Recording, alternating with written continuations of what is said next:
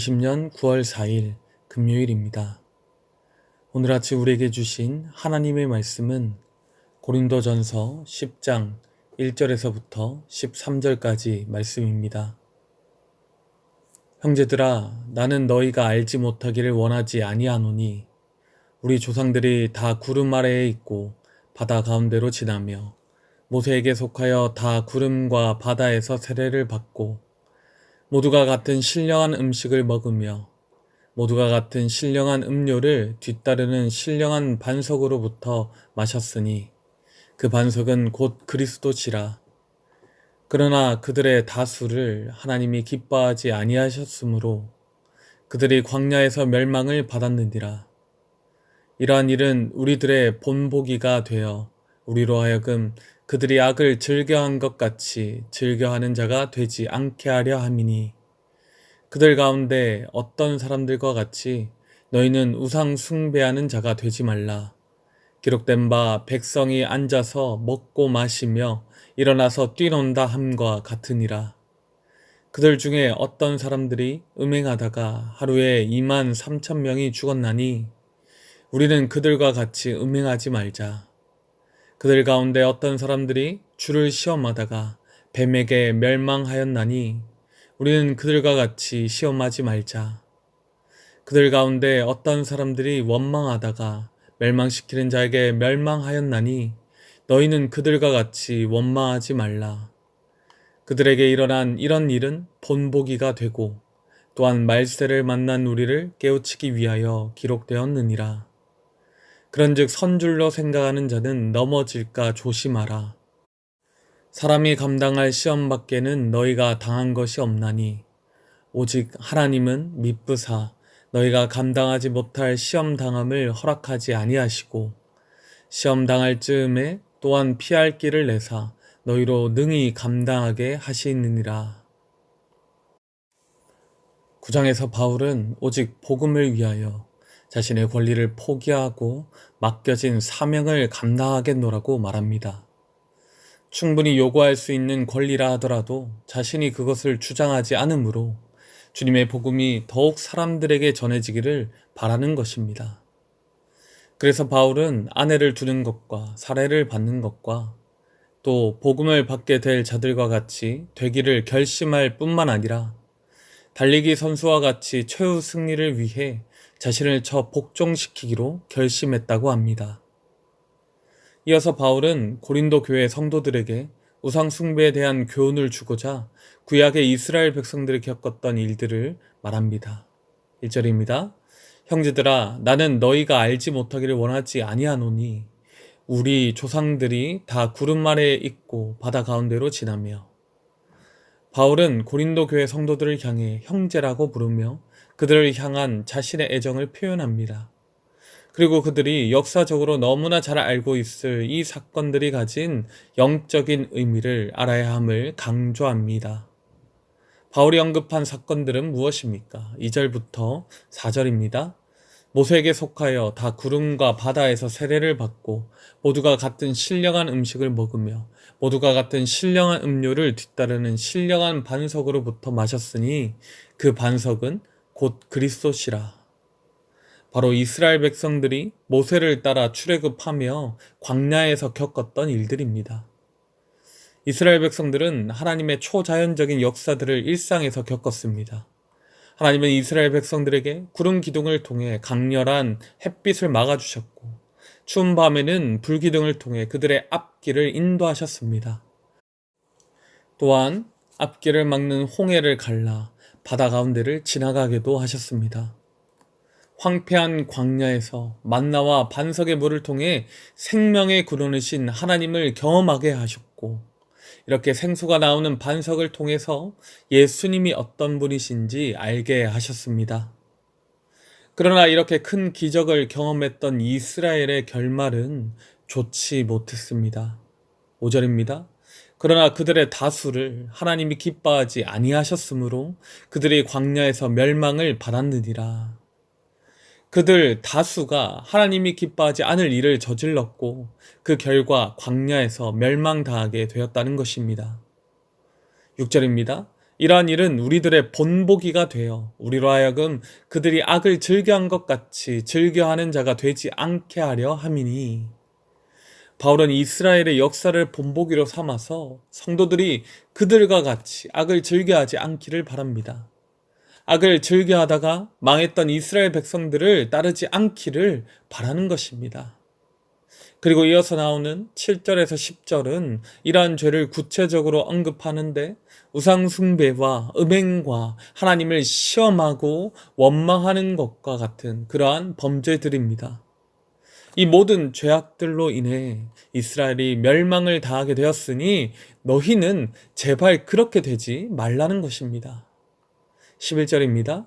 그들에게 일어난 이런 일은 본보기가 되고 또한 말세를 만난 우리를 깨우치기 위하여 기록되었느니라. 우리가 역사를 살펴야 하는 이유는 역사 속에서 반복되는 잘못을 또다시 저지르지 않기 위해서입니다. 그런 의미에서 바울은 성경이 이스라엘의 범죄를 기록한 이유가 바로 이러한 본보기를 보이기 위함에 있다고 말합니다. 또한 한 가지는 말세를 만난 우리를 깨우치기 위해서라고 합니다. 말세가 언제입니까? 메시아이신 예수 그리스도께서 이 땅에 오시고 자신의 사명을 다 이루셔서 여신, 그러한 구원의 때가 바로 지금 우리가 사는 이 말세입니다. 고린도 교회 성도들과 우리가, 이 말세를 살아가는 우리가 기록된 말씀에서 나오는 이스라엘의 범죄와 멸망을 바라보며 우리가 사는 이 시대를 분별하며 살아야 한다는 것입니다. 12절과 13절입니다. 그런즉 선줄로 생각하는 자는 넘어질까 조심하라. 사람이 감당할 시험 밖에는 너희가 당한 것이 없나니 오직 하나님은 미쁘사 너희가 감당하지 못할 시험 당함을 허락하지 아니하시고 시험 당할 즈음에 또한 피할 길을 내사 너희로 능히 감당하게 하시느니라. 바울은 과거에 경험한 특별한 기적과 능력으로 인해 스스로 교만해져서 자신의 신앙을 과신하고 스스로를 속이며 선줄로 생각하며 살아가는 자들을 향해 넘어질 것을 조심하라고 권면합니다. 이런 자들은 망하기 쉽다는 것입니다. 그러므로 넘어지지 않기 위해서 성도는 항상 겸손한 마음으로 하나님 앞에서 두렵고 떨림으로 신앙생활을 해야 한다는 것이죠. 그런 자들에게 신실하시고 미쁘신 하나님께서는 감당하지 못할 시험을 허락하지 않으시고 반드시 피할 길을 내셔서 능히 그 시험을 감당하게 하신다고 합니다. 시험을 두려워하기보다는 그 시험보다 크시며 우리를 사랑하시는 하나님을 믿음으로 시험 앞에서도 담대하게 살아가라는 것입니다. 이렇게 바울은 고린도 교회 성도들에게 자신의 특별한 신앙적 경험이나 은사들로 교만하지 않기를 바라며 세상의 유혹으로 인한 시험을 하나님을 신뢰함으로 감당하기를 권면하고 있습니다. 그렇다면 오늘 우리는 이 말씀을 통해서 어떤 은혜를 나눌 수 있겠습니까?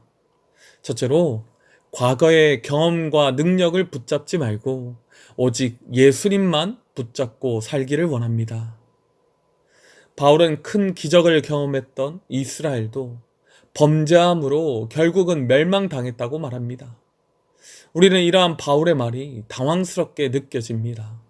엄청난 하나님의 능력을 경험한 자가 어떻게 하나님 앞에서 범죄하며 멸망당할 수 있는가 하는 생각이 드는 것이죠. 아마 이 편지를 받았던 고린도 교회 성도들도 동일한 생각을 했을 것입니다. 그 어느 곳보다 기적과 능력을 경험했던 고린도 교회 성도들에게 이런 바울의 설명은 큰 충격을 주었을 것입니다. 그러나 우리는 자신의 권리를 포기하며 끝까지 달리기 선수와 같이 자신을 복종시키며 하나님께 충성하겠다고 말했던 이 바울의 권면을 기억합니다. 이 세상에서 경험한 특별한 기적과 능력이 구원을 보장해 주는 것이 아니라 오직 하나님을 믿음으로 끝까지 절제하고 근신해야 한다는 것을 그래서 우리는 깨닫게 된다는 것이죠. 우리의 구원은 오직 예수 그리스도를 믿음으로만 얻을 수 있습니다. 하나님께로 가는 유일한 길이 예수 그리스도이시기 때문에 다른 길은 없기 때문에 우리는 특별한 경험도 또 특별한 능력도 우리의 구원을 보장해 준다고 그렇게 생각해서는 안 된다는 것입니다.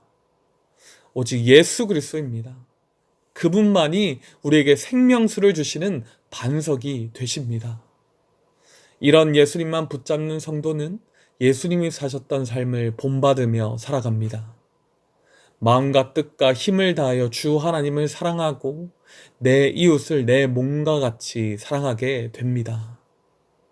이와 같이 교회 공동체가 하나님께 받아 누린 수많은 기적과 능력들이 있다고 하더라도 이것이 교회 공동체의 구원을 보장하지는 못합니다.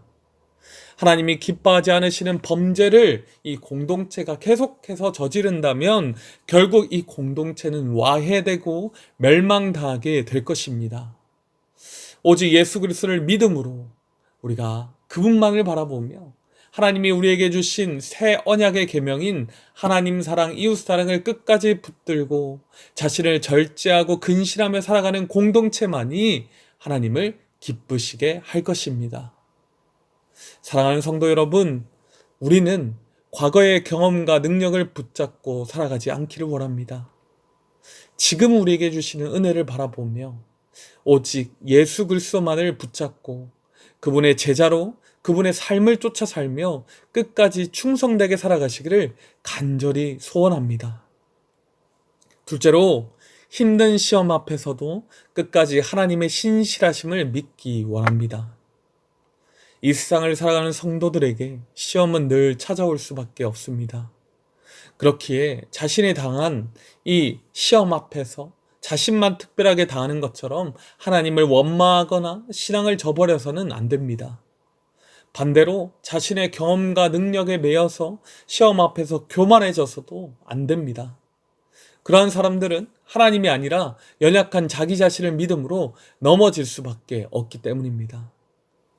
우리는 하나님의 신실하심을 믿으며 겸손하게 시험을 감당해야 합니다. 하나님은 우리가 감당하지 못할 시험은 주지 않으시고 감당할 시험만 허락하시기 때문입니다. 하나님은 우리가 시험 당할 때 피할 길을 내어주시기 때문입니다. 하나님은 시험을 감당할 수 있도록 능력을 주시는 분이시기 때문입니다. 그러므로 우리는 시험 당할 때 나의 능력을 의지하지 말고 오직 하나님만을 의지함으로 시험을 감당해야 합니다. 코로나로 인해 한국 교회와 성도들이 큰 어려움에 처해 있습니다. 이 시험의 때에 우리는 어떻게 해야 하겠습니까? 오늘 본문의 교훈과 같이 우리에게 허락하신 이 시험 앞에서 우리는 교만해져서는 안 됩니다. 우리 교회가 충분히 이러한 시험은 넘어갈 수 있다고 우리 자신의 힘을 과시하고 세상의 힘에 의지해서는 안 된다는 것입니다. 오히려 우리 자신의 연약함과 범죄함을 돌아보는 기회로 삼고 하나님 앞에서 더 거룩해지기를 힘써야 할 것입니다. 겸손한 마음으로 하나님께 엎드리며 시험에 피할 길과 능력을 간구할 때 우리를 사랑하시고 또 미쁘신 그 신실하신 하나님께서 우리가 피할 길과 시험을 이길 힘을 주실 것입니다. 너무나 힘든 이 시기를 함께 지나시는 사랑하는 성도님들께서 오늘 이 말씀에 위로받으시고 반드시 하나님께서 이 시험을 이기게 하실 것이라는 믿음으로 오늘 이 하루도 힘껏 살아가시기를 간절히 소원합니다. 기도하겠습니다. 우리를 너무나 사랑하시는 하나님 아버지, 우리의 연약함과 범죄함을 다 아시면서도 다시 돌이키고 하나님께로 나아갈 수 있게 하심을 감사합니다. 우리 주 예수 그리스도로 말미암아서 구원을 허락하셔서 매일 주님 안에서 기쁨과 감사한 삶을 살게 하시니 주님 또한 감사드립니다. 바울은 특별한 경험과 능력을 가졌던 고린도 교회에게 이스라엘의 범죄와 멸망을 교훈 삼아서 교만하지 말고 겸손한 신앙을 가지기를 권면했습니다. 우리도 이 교훈을 기억하고 항상 하나님 앞에서 두렵고 떨림으로 신앙생활을 하게 하여 주시옵소서. 이 어려운 시험의 때를 지나며 우리 자신을 더욱 돌아보게 하시고 하나님의 신실하심을 기억하며 예수님 안에서 성령의 능력으로 승리하는 삶을 살게 하여 주시옵소서. 코로나로 인하여 여러 가지 어려움을 당한 성도들의 간구를 들어주시고 피할 길과 감당할 능력을 허락하여 주시옵소서. 능히 그 길과 그 능력을 주실 줄로 믿사오며 우리 주 예수 그리스도의 이름으로 기도드리옵나이다. 아멘. 이 시간 개인적으로 기도하실 때 오늘 나눈 말씀을 붙들고 기도하시고 주간 기도 제목에 따라서 모든 소그룹 모임을 위해서 기도하겠습니다. 코로나로 인해 많은 어려움을 겪고 있는 다락방 모임과 전도회 모든 모임들마다 예수 안에서 한 가족같이 은혜를 나누는 모임이 되게 하시고 여러 모양으로 함께 모일 수 있도록 환경을 열어주시고 우리 교회 안에 소외되는 영혼이 하나도 없는 사랑 많은 가정 같은 교회가 되도록 모든 소그룹 순장들과 교회를 책임지고 섬기시는 장로님들을 위해 또한 코로나19 기도 제목을 따라서 함께 기도하겠습니다.